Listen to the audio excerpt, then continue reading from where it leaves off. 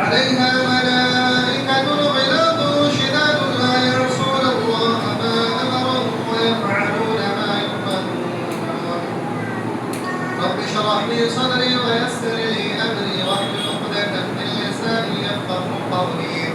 رب زدني علما اللهم رب زدني علما اللهم انفعنا بما علمتنا وعلمنا ما ينفعنا وزدنا علما والحمد لله على كل حال. تمام قسم کی تعریفات اور صفات کبریاء بڑائی بزرگی اللہ وحدہ لا شریک خالق کائنات مالک ارض و سما کے لیے لائق و زیبا ہیں، جنہوں نے ہم تمام بنی نوع انسانیت کو اشرف المخلوقات بنایا اور ہماری رشد و ہدایت کے لیے بے شمار پیغمبرات اظہار پانی کے اندر مقرر فرمایا. بعد لاکھوں کروڑوں درود و سلام و تمام انبیاء علیہم السلام و سلام پر خصوصاً آخری نبی تاجدار مدنی جناب محمد اکرم صلی اللہ علیہ وسلم پر اللهم صل علیہ وبارک علیہ. معزز سامعین کرام و سامعات، معزز بزرگوں دوستوں، پردنشینوں بہنوں، خطبہ مسمونہ میں قرآن حکیم سورۃ التحریم کی ایک آیت کریمہ ہم نے آپ کے سامنے تلاوت کی ہے. یہ آیت کریمہ ہم سب کے گھروں کے ماحول، ہمارے معاشرے کے ماحول کو درست کرنے، ہمارے سماج کی اصلاح کرنے کے تعلق سے ہے. لہذا اس آیت کریمہ کے تعلق سے چند اہم باتیں ہمارے گھروں کی اصلاح، ہمارے معاشرے، ہمارے سماج کی اصلاح کے تعلق سے بیان کریں گے اور ہم سب مل کر کے اپنی اصلاح کرنے کی کوشش کریں گے اور قرآن و حدیث کے مطابق ہمارا سماج، ہمارا معاشرہ، ہمارا گھر سب کو پرسکون اور بہترین جنتی ماحول کا گھر بنا کر کے رہنے کی کوشش کریں گے انشاءاللہ العزیز. محترم سامعین کرام، یہ آیت کریمہ سورۃ التحریم کی ایمان والوں کے لیے اللہ رب العالمین نے خاص کر کے نازل فرمائی. یوں تو قرآن کریم کا ہر حرف تمام انسانیت کے لیے، صرف مسلمان یا مومن کے لیے نہیں ہے، لیکن اس آیت کریمہ میں اللہ رب العالمین نے ایمان والوں کے لیے خاص ایک پیغام دیا ہے، کیونکہ ایمان والے ہی وہ واحد قوم ہے جو حقیقت میں اپنے گھر کا بھی ماحول کو سکون والا ماحول بنانا چاہتا ہے، اپنا معاشرہ اور سماج کو بہترین معاشرہ اور سماج بنانا چاہتا ہے. اس کے علاوہ دنیا میں کوئی ایسی قوم نہیں ہے جو اپنا گھر، اپنا معاشرہ، اپنے سماج کو بہتر اور سکون والا بنانا چاہتا ہے. اسی لیے اللہ رب العالمین نے مومنوں کو خاص کر کے ایک پیغام دیا ہے، ایک نصیحت عطا فرمائی ہے اور اس نصیحت پر ہم سب کو عمل کرنا ضروری ہے. اللہ سبحانہ و تعالی نے فرمایا یا ایھا الذین آمنوا، اے ایمان والو، قوا انفسکم واہلیکم نارا. سب سے پہلا پیغام قوا انفسکم، اے ایمان والو، اپنے آپ کو جہنم سے بچاؤ. دوسروں کو بچانے کی فکر پہلے نہیں، سب سے پہلے اپنے آپ کو جہنم سے بچانے کی فکر کرو. قوا انفسکم واہلیکم نارا. جب اپنے آپ کو صحیح راستے پر مکمل طور سے لے آئے، مکمل طور سے اسلام میں اپنے آپ کو داخل کر لیں، پھر دوسرا اہم پوائنٹ جو آتا ہے وہ اہلیکم نارا، اپنے اہل و عیال کو، اپنے گھر والوں کو، اپنے بیوی بال بچے، اپنے گھر کے تمام افراد کو جہنم کی آگ سے بچاؤ. یہ دوسرا اہم ضروری ہے کہ اپنے آپ کو بچاؤ، پھر اپنے گھر والوں کو بچاؤ. قوا انفسکم واہلیکم نارا وقودها الناس والحجارہ. کیوں بچاؤ؟ کیونکہ یہ وہ آگ ہے جس کا ایندھن انسان اور پتھر ہے. اس آگ میں صرف اور صرف انسان اور پتھر ڈالے جائیں گے، تو اس آگ سے، اس آگ سے اپنے آپ کو بچاؤ جس کا ایندھن انسان اور پتھر ہے. قوا انفسکم واہلیکم نارا وقودها الناس والحجارہ علیہا ملائکۃ غلاظ شداد. اس پر ایسے مضبوط اور سخت ترین فرشتے مقرر ہیں جس کی طاقت بازو بہت ہی مضبوط ہے، اور وہ پھر لا یعصون اللہ ما امر، وہ اللہ رب العالمین کے ایک بھی حکم کی نافرمانی نہیں کرتا۔ وہاں سے کوئی بھی انسان بچ کر کے نہیں جا سکتا، اپنی طاقت وہاں پر نہیں آزما سکتا، کیونکہ وہاں پر اللہ رب العالمین نے بہترین مضبوط اور طاقتور فرشتوں کو مقرر کر رکھا ہے جس کی طاقت سے کوئی بھی انسان بچ نہیں سکتا۔ لہذا ایسے فرشتے وہاں پر مقرر کر کے رکھیں گے، لا یعصون اللہ ما امرهم، جو اللہ کی نافرمانی نہیں کرتے، اللہ کے حکم کی اطاعت کرتے ہیں، فرمانبرداری کرتے ہیں، وَيَفْعَلُونَ مَا يُؤْمَرُونَ، اور وہ فرشتے جو اللہ رب العالمین سے حکم دیتے ہیں وہی کو کرتے ہیں، اس کے علاوہ کچھ نہیں کرتے۔ تو میرے بھائیوں، اس آیت کریمہ میں ایک اہم پیغام مومنوں کے لیے، مسلمانوں کے لیے، وہ یہ پیغام کہ اپنے آپ کو جہنم کی آگ سے بچاؤ، اپنے گھر والوں کو بچاؤ جس کا عقید ہے کہ انسان اور پتھر ہے۔ میرے بھائی، تو اپنے گھروں کو ہم پرسکون، اپنے گھروں کو بہترین سکون والا کیسے بنائیں گے؟ اللہ رب العالمین نے اس کے کئی سارے اسباب اور طریقے انسانوں کو بتلائے ہیں۔ ان طریقوں کو اگر ہم دیکھیں اور فکر کریں تو ہمارے سماج میں، ہمارے ذہن میں ایک بات آتی ہے کہ کیوں ہمارے گھروں کو بہترین اور سکون والا بنانا ضروری ہے۔ اللہ رب العالمین نے گھروں کے تعلق سے، ہم جس گھر میں پناہ پاتے ہیں اس کے تعلق سے کئی مقامات پر الگ الگ انداز میں بیان فرمایا کہ یہ سکون کی جگہ ہے۔ تو سکون کی جگہ کو سکون کا بنانا ہے، بد سکونی کا ماحول نہیں بنانا ہے۔ اور سکون کی جگہ کو اگر ہم اس انداز کو، اس ڈھال میں نہیں ڈالیں گے تو وہ جگہ کہیں نہ کہیں سکون کے بجائے بد سکون کی جگہ بن جائے گا، اور ہماری زندگی ایک خوشگوار زندگی سے ہٹ کر کے کہیں وہ جہنم کسی تڑپتی ہوئی زندگی نہ ہمارے بن جائے۔ اسی لیے کئی سارے اسباب اور وجوہات ہیں جسے ہمارے اندر ہمارے لیے اصلاح کرنا ضروری ہے، جس میں سے پہلا سبب یہ ہے کہ اللہ رب العالمین نے فرمایا اپنے آپ کو جہنم کے آگ سے بچاؤ، اپنے گھر والوں کو جہنم کے آگ سے بچاؤ۔ اور دوسرا سبب جو اللہ رب العالمین نے بیان فرمایا ہے وہ یہ ہے کہ اللہ رب العالمین نے اپنے نبی جناب محمد اکرم صلی اللہ علیہ وسلم کو حکم دیا، اے نبی صلی اللہ علیہ وسلم اپنی قوم والوں سے، اپنے امتیوں سے بیان فرما دیں۔ اللہ کے رسول صلی اللہ علیہ وسلم بیان فرماتے ہیں ان اللہ سائل کل راع اما استرعته حفظ ذلك من طيب۔ اللہ کے رسول صلی اللہ علیہ وسلم نے ارشاد فرمایا کہ گھر، اللہ رب العالمین نے گھر کے ہر نگراں کو، ہر ذمہ دار کو ایک ذمہ دار بنایا ہے، گھر کے ہر فرد کو ایک ذمہ دار بنایا ہے، اور اس کے ذمہ داری کے تعلق سے اس سے سوال کرے گا، پوچھے گا۔ کیا سوال کرے گا، کیا پوچھے گا؟ فرمایا اللہ کے رسول صلی اللہ علیہ وسلم نے کہ اے میرے بندے، تم نے اپنے گھر کی حفاظت کی تھی یا اسے ضائع اور برباد کر دیا؟ یہ اللہ رب العالمین اپنے ہر بندے سے پوچھے گا کہ اے میرے بندے، تم نے اپنے گھر کی حفاظت کی تھی یا تم نے اسے ضائع اور برباد کر دیا تھا؟ حتیٰ کہ یسأل الرجل عن اہل بیتہ، اللہ رب العالمین اس بندے سے بھی پوچھے گا کہ تم نے اپنے گھر والوں کو اس کی اصلاح کی تھی، اسے صحیح راستے پر چلایا تھا یا نہیں چلایا تھا؟ اس سے بھی اللہ رب العالمین سوال کرے گا، پوچھے گا۔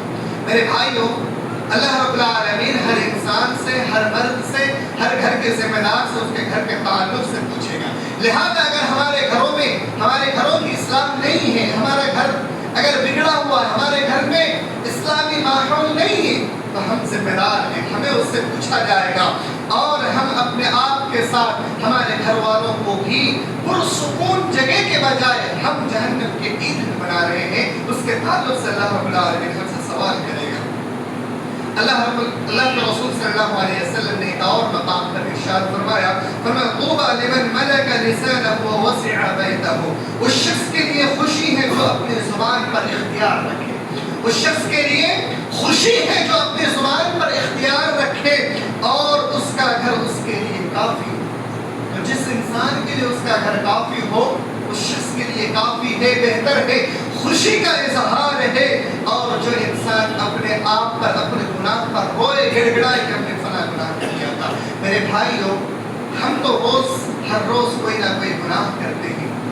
ہم اپنے گھروں میں جب جاتے ہیں تو ہمارے گھروں میں بہت سارا گھر ایسا ہے، ہر کسی کا گھر کا ماحول ایسا نہیں ہے، لیکن وہ گھر جنت کے بجائے جہنم جیسی لگتی ہے. وہ گھٹ گھٹ کر کے گھر کے اندر جیتا ہے.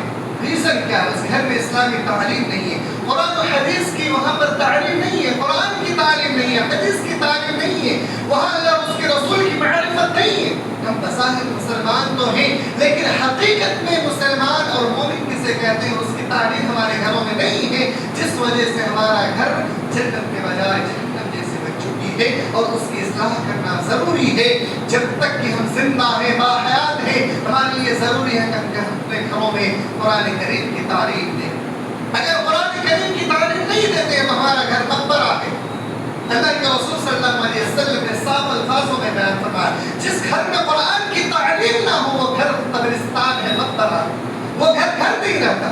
اس لیے میرے بھائیوں، جس گھر میں بھی قرآن کی تعلیم نہیں ہے، سمجھ لے کہ ہمارا گھر مقبرہ بن چکا ہے. اس لیے ہمارے گھروں میں قرآن کی تعلیم ضروری ہے. حضرت معاذ بن جبل رضی اللہ تعالی عنہ ایک بہترین حدیث بیان فرماتے ہیں کہ اللہ کے رسول صلی اللہ علیہ وسلم نے ایک مقام پر بیان فرمایا کہ خمس من فعل واحدة منهن كان ضامنا على الله. 5 اعمال ایسے ہیں، 5 چیزیں ایسے ہیں جس میں سے کوئی ایک عمل میں اگر انسان کر لیتا ہے تو وہ اللہ کی حفاظت میں ہوتا ہے. ان میں سے کوئی ایک عمل بھی اگر انسان کر لیتا ہے تو وہ اللہ کے پناہ میں، اللہ کی حفاظت میں ہوتا ہے. ان میں سے سب سے پہلی چیز حضرت معاذ رضی اللہ تعالی عنہ بیان فرماتے ہیں کہ اللہ کے رسول صلی اللہ علیہ وسلم نے فرمایا کہ من عاد مریضا، جس شخص نے مریض کی عیادت کی وہ اللہ کی حفاظت میں ہوتا ہے. اور جو شخص کسی جنازے میں اس کے ساتھ ساتھ چلتا ہو وہ اللہ کی حفاظت میں ہوتا ہے. یا پھر کوئی شخص اللہ کے راہ میں جہاد کے لیے نکلا وہ اللہ کی حفاظت میں ہوتا ہے. یا پھر کوئی انسان اپنے امام یا اپنے حاکم کے پاس اس نظریے سے جاتا ہو، ملنے کے نظریے سے کہ وہ اس کی عزت کرے، اس کی توقیر کرے، اس نظریے سے اس کے ساتھ ملنے کے لیے جاتا ہو وہ اللہ کی حفاظت میں ہوتا ہے. یا وہ شخص جو اپنے گھر میں بیٹھا رہے تاکہ لوگ اس کی شر سے محفوظ رہے یا وہ خود لوگوں کی شر سے محفوظ رہے. یہ 5 چیزیں ایسی ہیں کہ جن میں سے کسی ایک پر بھی اگر انسان عمل کر لیتا ہے تو وہ اللہ کی حفاظت میں ہوتا ہے. میرے بھائیوں، اللہ کے رسول صلی اللہ علیہ وسلم نے جو 5ویں چیز اس حدیث کے اندر بیان فرمایا کہ انسان اپنے گھر میں اس نیت سے بیٹھا ہو کہ لوگوں کے شر سے وہ محفوظ ہو یا وہ اس کے شر سے، اس انسان کے شر سے لوگ محفوظ ہو. یہ بھی اللہ کی ایک عبادت ہے. اس لیے میرے بھائیوں، ہمارا گھر ہمارے لیے کتنا بہترین سکون والا ہے آپ اسی بات سے اندازہ لگا لیں. جب انسان اپنے گھر کے اندر ہوتا ہے اس کا 2 بڑا فائدہ کہ پورا سماج اور معاشرہ اس انسان کی شر سے محفوظ رہتا ہے، یا پھر وہ انسان خود لوگوں کے، سماج کی، معاشرے کے شر سے محفوظ رہتا ہے. اس لیے آپ کا اگر کوئی ضرورت نہیں ہے، اگر آپ کو باہر نکلنے میں کوئی ایسی ضرورت محسوس نہیں ہوتی ہے تو آپ اپنے گھروں سے باہر نہ نکلیں. میرے بھائی، ہمارے سماج اور معاشرے میں اگر ہم اور آپ نظر دوڑائیں، ہمارے سماج اور معاشرے میں ہر گھر کی یہی کہانی ہے. ہر چھوٹی بڑی ضرورت کے تحت ہم خود گھروں میں ہوتے ہیں ہمارے گھر سے عورتوں کو گھر سے باہر نکالتے ہیں، جبکہ گھر سے باہر نکلنے کی ضرورت مردوں کو ہے نہ کہ عورتوں کو. عورتوں کو ہم اپنے گھروں سے نکالتے ہیں جس کی وجہ سے فتنہ، فساد، شر، ہر طرح کی چیزیں پیدا ہوتی ہیں اور سماج و معاشرے میں فساد اور برائیاں جنم لیتی ہیں اور پورا معاشرہ دھیرے دھیرے بگڑ جاتا ہے. اور یہی وجہ ہے آج کی تاریخ میں ہمارا سماج، ہمارا معاشرہ اگر بگڑا ہے تو سب سے زیادہ اہم بات اگر کوئی ہمارے سامنے ہے تو وہ یہی ہے کہ ہم نے اپنے گھروں سے اپنی عورتوں کو، اپنے گھروں کی خواتین کو بلا ضرورت یا ضرورت کے تحت ہر معاملے میں اسے گھر سے باہر نکالا اور ہر چھوٹی بڑی ضرورت جو مردوں کو پورا کرنا چاہیے تھا اسے عورتوں کے حوالے کر دیا اور عورت خود سے ان ضرورتوں کو پورا کرنا شروع کر دیا. گھر کے لیے راشن خریدنا ہے، گھر کے لیے، خواتین کے لیے، مردوں کے لیے کپڑوں کو خریدنا ہے، یا دیگر ایسی ضروریات ہیں جو مرد کر سکتا ہے، جو مرد کی ذمہ داری ہے، ہم نے عورتوں کے ہاتھ میں اس کی باغ ڈور کو تھما دیا۔ جو گھر کے اندر جس باغ ڈور کو عورتوں کے ہاتھ میں دینا تھا، اسے مرد اپنے ہاتھ میں لے لیا، اور باہر کے باغ ڈور کو جو مرد کو سنبھالنا تھا وہ عورتوں کو دے دیا، جس کے نتیجے میں آج ہمارا سماج، ہمارا معاشرہ پورا بگڑ چکا ہے۔ اس لیے ضروری ہے کہ اس نظریے کو بدلنا ہے۔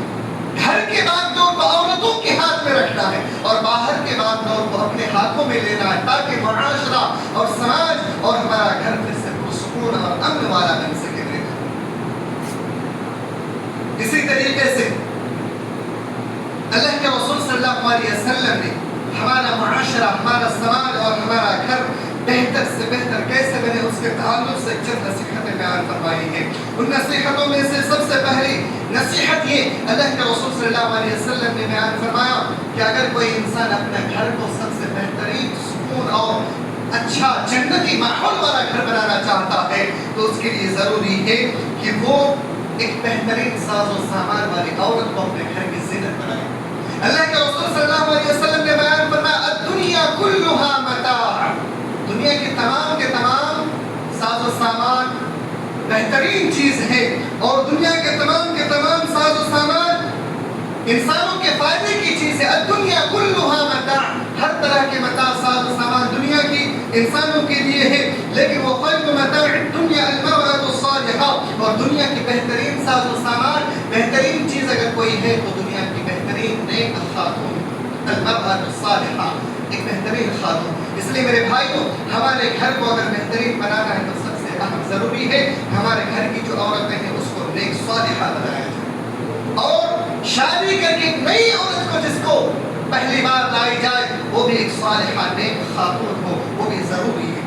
اور دوسری چیز اللہ کے رسول صلی اللہ علیہ وسلم نے بیان فرمایا کہ یہ تین چیزیں اگر انسان کے پاس موجود ہو تو سمجھ لے کہ اللہ رب العالمین کی ہر طرح سے مدد اس کے ساتھ شامل رہتی ہے۔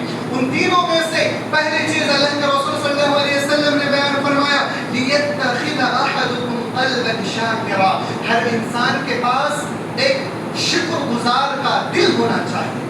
ہر انسان کا جو دل ہے یہ شکر گزاری کا دل ہونا چاہیے، یہ ضروری ہے۔ اور دوسری چیز وہ لسان ذاکرا، اور ہر انسان کی زبان ذکر کرنے والی، قرآن کی تلاوت کرنے والی زبان ہونی چاہیے۔ اور تیسری چیز وہ زوجۃ مؤمنۃ، اور تیسری سب سے اہم چیز ایک خاتون، مومنہ خاتون کا انتخاب ہونا چاہیے جسے بیوی بنا کر اپنے گھر میں لایا جائے، اور وہ خاتون جو آخرت میں کامیاب ہونے والے کاموں میں آپ کی مدد کرے۔ اگر ایسا کام آپ کرتے ہیں، ایسا کام ہمارا معاشرہ کرتی ہے، تو پھر سمجھ لیجیے اللہ رب العالمین کی مدد ہمیشہ ہمارے ساتھ۔ اور اگر ایسا نہیں کرتے، ہمارا دل شکر گزاری کا نہیں ہے، ہمارا زبان اللہ کے ذکر و اذکار کا نہیں ہے، اور ہماری خاتون ہمارے گھر میں جسے بیوی بنا کر ہم لاتے ہیں اگر وہ مومنہ نہیں ہے، آخرت کے کاموں میں مدد کرنے والی نہیں ہے، تو سمجھ لیجیے اللہ کی مدد ہمارے ساتھ شامل نہیں ہو سکتی۔ اس لیے تینوں چیزیں ضروری ہیں۔ اللہ کے رسول صلی اللہ علیہ وسلم نے ایک اور مقامات پر ارشاد فرمایا اذا اتاكم من ترضون خلقه ودينه فتزوجوه۔ اللہ کے رسول صلی اللہ علیہ وسلم نے ہمارے معاشرہ کی اصلاح کے لیے، ہمارے معاشرے میں بہتر انداز میں ہمارے معاشرہ کو چلانے کے لیے بیان فرمایا تمہارے پاس ایسے شخص کا رشتہ آئے جس کا دین اور اخلاق سے اگر تم مطمئن ہو، جس کا دین اور اخلاق سے اگر تم مطمئن ہو تو تم اپنی بیٹی کی اس سے نکاح کر دو۔ فزوجوه تم اس کے ساتھ اپنی بیٹی کی نکاح کر دو۔ الا تفعلوا تكن فتنة في الارض وفسادا، اگر تم ایسا نہیں کرو گے تو زمین میں فتنہ اور فساد پھیل جائے گا۔ میرے بھائیوں، زمین میں فتنہ اور فساد پھیلنے کا اہم ذریعہ کس چیز کو بتایا؟ ایک نیک صالح جس کا دین اچھا ہو، جس کا اخلاق اچھا ہو، اس کے ساتھ اگر آپ اپنی بیٹی کی نکاح نہیں کرتے تو اس سے سماج و معاشرے میں فتنہ پھیلے گا۔ ہم اور آپ اپنے سماجی معاشرے میں کس چیز کو زیادہ ترجیح دیتے ہیں؟ مالداری کو، خاندان کو، حسب و نسب کو، جبکہ ان تمام تر چیزوں سے سب سے زیادہ اہم ضروری ہے اس کا دین اور اخلاق۔ اگر دین اور اخلاق درست ہے تو آپ فوراً اس لڑکی کے ساتھ اپنی بیٹی کی نکاح کر دیں، کیونکہ رزق کا معاملہ اللہ کے اختیار میں ہے۔ وہ اللہ رب العالمین ہر حال میں دیتا رہے گا. ہم رزق کے تعلق سے ہم اپنی بیٹی کی نکاح نہیں کرتے کہ فلاں لڑکا غریب ہے، دیندار تو ہے لیکن غریب ہے، ہماری بیٹی کیا کر کے کھائے، جس کے نتیجے میں سماج معاشرے میں فتنہ اور فساد پھیلتا ہے. یہ اللہ کے رسول صلی اللہ علیہ وسلم کی بات ہے. اس لیے میرے بھائیوں، دینداری اور اخلاق اگر کسی لڑکے کے اندر موجود ہے تو آپ اس میں دیر نہ کریں، فوراً اپنی لڑکیوں کی نکاح کر دیں. اللہ کے رسول صلی اللہ علیہ وسلم نے جھنجھوڑ دینے والے ایک حدیث بیان، اور یہ حدیث ہر انسان کو غور و فکر کرنی چاہیے اپنی اصلاح کے لیے، اپنے گھر کی اصلاح کے لیے. اللہ کے رسول صلی اللہ علیہ وسلم نے بیان کیا 3 قسم کے آدمی ایسے ہیں جو اللہ رب العالمین سے ہر وقت دعا کرتا ہے. 3 قسم کے آدمی ایسے ہیں جو اللہ رب العالمین سے ہر وقت دعا کرتا ہے لیکن اس کے دعا قبول نہیں ہوتی. وہ کون بدنصیب انسان؟ ہم میں سے کوئی بھی ہو سکتا ہے، ہم بھی ہو سکتے ہیں، آپ بھی ہو سکتے ہیں، کوئی بھی انسان ہو سکتا. اگر یہ 3 صفت ہمارے اندر موجود ہے، یہ بد اخلاقیاں ہمارے اندر موجود ہے، تو ہم کوئی بھی دعا کر لیں ہماری دعا قبول نہیں ہوں گی. اللہ رب العالمین ہماری حفاظت فرمائے. وہ کون سے بدنصیب 3 قسم کے لوگ ہیں؟ جس میں سے پہلا ایسا انسان جو مرد بظاہر خود گنہگار نہیں لیکن اس کا ذریعہ گنہگار ہے. کون؟ اس کی بیوی. اللہ کے رسول صلی اللہ علیہ وسلم نے بیان فرمایا وہ شخص جس کی بیوی برے اخلاق والی ہو اور اسے اس نے طلاق نہ دیا ہو تو وہ چاہے کتنا بھی دعا کر لے اس کی دعا قبول نہیں. کتنی بڑی بات ہے. برے اخلاق والی بیوی اگر ہمارے گھر میں موجود ہے اور برے اخلاق والی بیوی کی ہم اصلاح نہیں کرتے اور ہماری اصلاح کرنے کے باوجود بھی اگر وہ نہیں سدھرتی ہے، صحیح راستے میں نہیں آتی ہے اور برے اعمال پہ برے اعمال کرتی جاتے ہیں، اس کے زبان بد اخلاق، اس کا اعمال بد اخلاقی والا، بدکاری والا اعمال، ہر طرح کی برائیاں اس کے اندر موجود ہیں اور وہ اصلاح نہیں کرتے اپنے آپ کی، پھر بھی آپ اپنے ازدواجی زندگی میں رکھے ہوئے ہیں تو سمجھیں کہ آپ کی کوئی بھی دعا قبول نہیں ہوگی. اللہ کے رسول صلی اللہ علیہ وسلم نے کہا. اس لیے میرے بھائیوں، مرد اپنی اصلاح سے زیادہ اپنے گھر کی عورتوں کی اصلاح کر سکتے، اس پہ زیادہ دھیان دیں، کیونکہ گھر کی عورتیں اگر پاکیزہ پاک دامن ہوں گی تو اللہ رب العالمین ایک مرد کو بھی پاک باز اور نیک صالح بنا دے گا. ایک عورت کے اندر اتنی طاقت اور استطاعت ہے، اللہ رب العالمین نے اسے اتنی طاقت دے رکھا ہے کہ ایک خاتون اگر خود نیک ہو، صالحہ ہو تو اپنے پورا معاشرہ، اپنے پورے خاندان کو نیک صالحہ بنا سکتی ہے. لیکن اگر ایک خاتون، ایک بیوی اگر بد اخلاق ہو تو وہ پورا گھر، پورا خاندان کو بد اخلاق بد کردار بنا سکتی ہے. اس لیے ایک نیک بیوی، اچھے اخلاق کی بیوی کا ہونا بہت ہی زیادہ ضروری ہے. اس لیے پہلی چیز کا دھیان رکھیں. دوسرا وہ بدنصیب انسان جو کسی انسان سے مال کو قرض پہ لیا ہو، لینا چاہتا ہو، لے لیا ہو یا لینا چاہتا ہو، دونوں صورتوں میں اس نے کسی کو گواہ نہ رکھا. قرض دینے والا نہیں، قرض لینے والا انسان اگر کسی بھی انسان کو گواہ کے طور پہ سامنے نہ رکھا ہو تو ایسا انسان چاہے کتنا بھی اللہ رب العالمین سے دعا کر لے اس کی دعا قبول نہیں ہوگی. اس لیے جب کبھی بھی ہم کسی سے قرض لیں تو ہمارے لیے ضروری ہے کہ ہم کسی نہ کسی ایک بھائی کو ضرور ہم اپنے ساتھ گواہ رکھ لے تاکہ وہ بھائی گواہ رہے کہ ہم نے کتنا قرض لیا اور لکھوا لیا کریں. اللہ رب العالمین نے سورہ بقرہ کے اندر ارشاد فرمایا اے مومنو جب تم کسی بھی انسان کے ساتھ لین دین کرو، کچھ معاملہ کرو تو اس کو لکھ لیا کرو اور 2 گواہ کا میں اس کا رکھ لیا کرو. تو گواہ رکھ لینا ضروری ہے. اگر ہم گواہ نہیں رکھتے ہیں، اسے نہیں لکھ کر رکھتے ہیں تو ایسی صورت میں ہم نے کسی سے قرض تو لے لیا لیکن ہمارا کوئی بھی دعا قبول نہیں ہو سکتی. اللہ رب العالمین سب کی اصلاح فرمائے اور اس پر عمل کرنے کی توفیق عنایت فرمائے. تیسرا وہ آدمی جس نے کسی ایسے انسان کو جس کے پاس نالج نہیں ہے، جس کے پاس عقل و شعور بہترین انداز میں نہیں ہے، اس انسان کو اپنے مال پراپرٹی کی باغ ڈور تھما دیا کہ یہ لیجیے پورا میرا حساب کتاب آپ اپنے ساتھ رکھیں اور جو بھی گھاٹا یا منافع ہے آپ اپنے حساب اپنے مطابق آپ اس کو صحیح طریقے سے چلائیں. اللہ رب العالمین نے بھی منع فرمایا وَلَا تُؤْتُوا السُّفَهَاءَ أَمْوَالَكُمْ، آپ کسی بیوقوف انسان کو اپنے مال کو نہ دے دیا کریں. یعنی ایسے انسان جو انسان بیوقوف ہو، جس انسان کے پاس نالج نہیں ہے، جس کے پاس حساب و کتاب کا تجربہ نہیں ہے، اس انسان کو آپ اپنے حساب و کتاب کے لیے متعین نہ کریں، اسے اپنے حساب و کتاب کے لیے نہ رکھیں، اگر کرتے ہیں تو پھر اللہ رب العالمین کی لعنت ہم پر برستی ہے۔ میرے بھائیوں، یہ 3 چیزیں ہم پر عمل کرنا ضروری ہے، یہ 3 اہم چیزیں تھیں۔ اس کے بعد ایک اہم حدیث جو آپ کے سامنے بیان کرنی ہے، اللہ کے رسول صلی اللہ علیہ وسلم نے بیان فرمایا جب انسان شادی کرے، اور شادی میاں بیوی ایک ایسا رشتہ ہے جس کے ذریعے سے گھر کا سکون بہترین ماحول بنتا ہے، اور میاں بیوی ایک ایسا رشتہ ہے جس کے ذریعے سے گھر کا ماحول بگڑتا بھی ہے، سدھرتا بھی ہے۔ اس لیے اللہ کے رسول صلی اللہ علیہ وسلم نے بیان فرمایا کہ جب کبھی بھی شادی کرو، ان 4 باتوں کو اپنے سامنے رکھو۔ یہ 4 باتیں کون کون سی ہیں؟ اللہ کے رسول صلی اللہ علیہ وسلم نے فرمایا تنکح المرأة بأربع، جب کبھی بھی شادی کیا جائے ان 4 باتوں کو سامنے رکھ کر کے کیا جائے، لمالها ولحسبها ولجمالها ولدينها۔ یہ 4 باتیں اس کے مال کو سامنے رکھتے ہوئے، اس کے خاندان حسب و نسب کو سامنے رکھتے ہوئے، اور اس کی خوبصورتی کو سامنے رکھتے ہوئے، اور اس کی دینداری کو سامنے رکھتے ہوئے، یہ 4 چیزوں کو سامنے رکھتے ہوئے ایک لڑکی کے ساتھ نکاح کیا جائے۔ لیکن ان 4 میں سے فاظفر بذات الدین، اللہ کے رسول صلی اللہ علیہ وسلم نے بیان فرمایا کہ اگر اس کے اندر ان 4 میں سے چوتھا دین، اخلاق اگر اس کا بہتر ہے، دین اگر درست ہے، اسے دین قرآن و حدیث کی تعریف ہے اس کے اندر، اور صحیح اخلاق والی عورت ہے تو اسے ترجیح دی جائے، اسی میں بھلائی ہے۔ ہمارے معاشرے میں ایک برائی یہ بھی پایا جاتا ہے، اگر کوئی انسان سید ہے وہ خان کے ساتھ نکاح نہیں کریں گے، قریش ہے پٹھان کے ساتھ نکاح نہیں کریں گے۔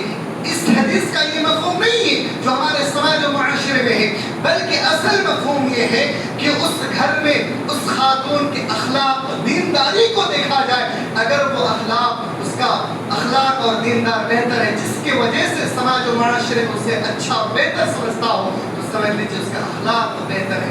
حسب و نسب جو دیکھنے کے لیے کہا گیا ہے، اس کا اخلاق، اس کا کردار، اس کی دینداری، اس چیز کو دیکھنے کے لیے کہا گیا، نہ کہ سید خان پٹھان کو دیکھنے کے لیے کہا گیا۔ اس لیے میرے بھائیوں، اس چیز کو زیادہ ترجیح دیں، اور پھر ان 4 میں سے اگر دینداری کو آپ ترجیح دے کر کے نکاح کرتے ہیں تو ایک بڑا سوال آتا ہے، آنے والی نسل جو ہماری نسل ہے، اگر وہ بد اخلاق ہو جائے پھر اسے ہم ڈانٹ سکتے ہیں، اور اگر وہ بد اخلاق ہو جائے اور ان 4 میں سے فاظفر بذات الدین، دین اس کے اندر نہیں ہے، تو پھر اسے ہمیں ڈانٹنے اور کسی اور کے سامنے شکایت کرنے کا کوئی حق بھی حاصل نہیں ہوتا ہے۔ اس تعلق سے ایک بہترین واقعہ آپ کے سامنے رکھ کر کے اپنی بات کو ختم کریں گے۔ حضرت عمر رضی اللہ تعالی عنہ کے پاس ایک شخص اپنے بیٹے کی شکایت لے کر کے پہنچا۔ بہت ہی اہم بات ہے، غور سے سنیے گا، ہمارے معاشرہ، ہمارے سماج کی اصلاح کے تعلق سے ہے۔ ایک شخص اپنے بیٹے کی شکایت لے کر کے پہنچا حضرت عمر فاروق رضی اللہ تعالی عنہ کے پاس، اور اپنے بیٹے کی شکایت کی کہ اے عمر فاروق، اے امیر المؤمنین، میرا بیٹا بد اخلاق ہے، میرا بیٹا میری نافرمانی کرتا ہے، میرا بیٹا میری جو بڑھاپے کے وقت میں میرا جو سہارا بننا تھا وہ میرا سہارا نہیں بن رہا ہے، لہذا آپ میرے بیٹے کی اصلاح کر دیں۔ حضرت عمر فاروق رضی اللہ تعالی عنہ نے، جو کہ امیر المؤمنین تھے، فوراً اس بیٹے کو ڈانٹنا پھٹکارنا شروع کر دیا کہ تم نے اپنے ماں باپ کو، اپنے باپ کو بڑھاپے کے وقت میں اس کی نافرمانی کرتے ہو، اسے دیکھ بھال کرنے کے بجائے اس کی نافرمانی کرتے ہو، اسے یوں ہی چھوڑ دیو۔ یہ ڈانٹ پھٹکار ہو گئی۔ ڈانٹ پھٹکار کے بعد بیٹے نے بڑے پیارے انداز میں سوال کیا، اے امیر المؤمنین، میرا ایک چھوٹا سا سوال آپ سے، یہ بہت ہی بہترین سوال تھا، کہا اے امیر المؤمنین، کیا بیٹے کا باپ پر بھی کوئی حق ہے؟ کتنا بڑا سوال ہے، کیا بیٹے کا باپ پر بھی کوئی حق ہے؟ تو امیر المؤمنین نے کہا ہاں حق ہے۔ بیٹے نے کہا اے امیر المؤمنین، آپ ذرا بتا دیں کہ بیٹے کا باپ پر کیا کیا حق ہے؟ امیر المؤمنین حضرت عمر فاروق رضی اللہ تعالی عنہ 3 باتوں کے بارے میں ذکر فرماتے ہیں، یہ 3 حق بیٹے کا باپ پر ہے، یہ باپ کو ضرور ادا کرنا ہوگا بیٹے کے لیے، اگر نہیں کرتا تو رب کی نافرمانی کر رہا ہوگا۔ یہ 3 حق کیا ہے؟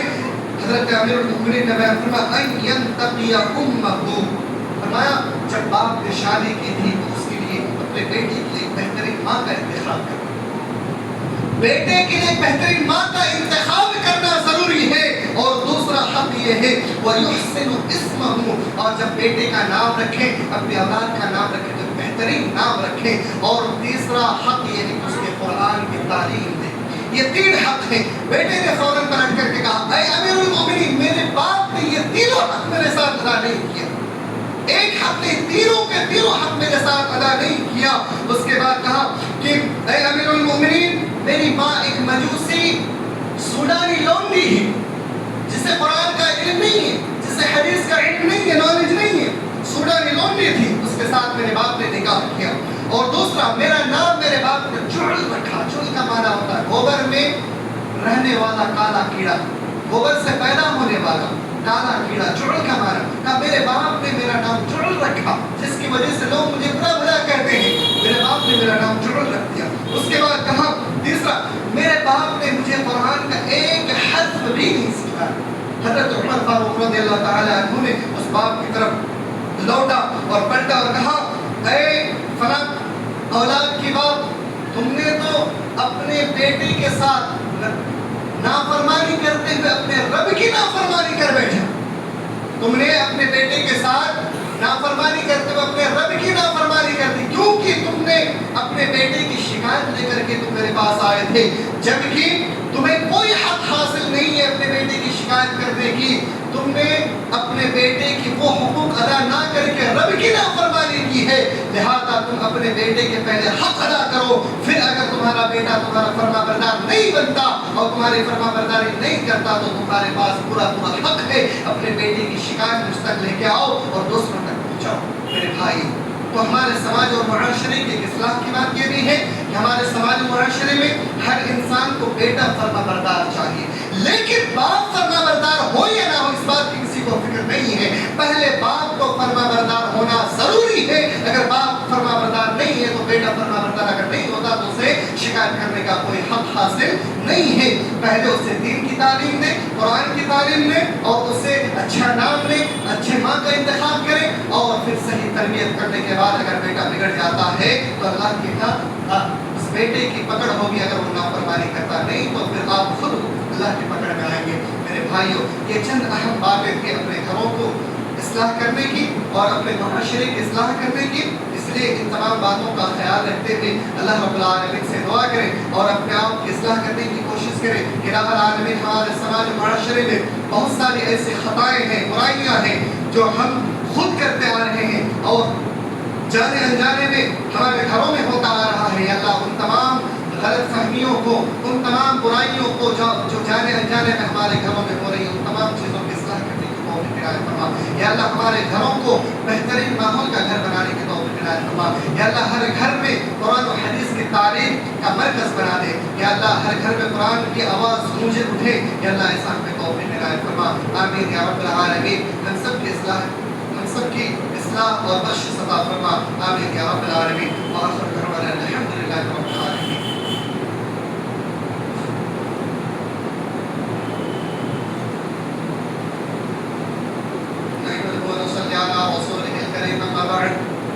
فقد قال الله تبارك وتعالى في كلامه المجيد: أعوذ بالله من الشيطان الرجيم، بسم الله الرحمن الرحيم. يا أيها الذين آمنوا صلوا عليه وسلموا تسليما.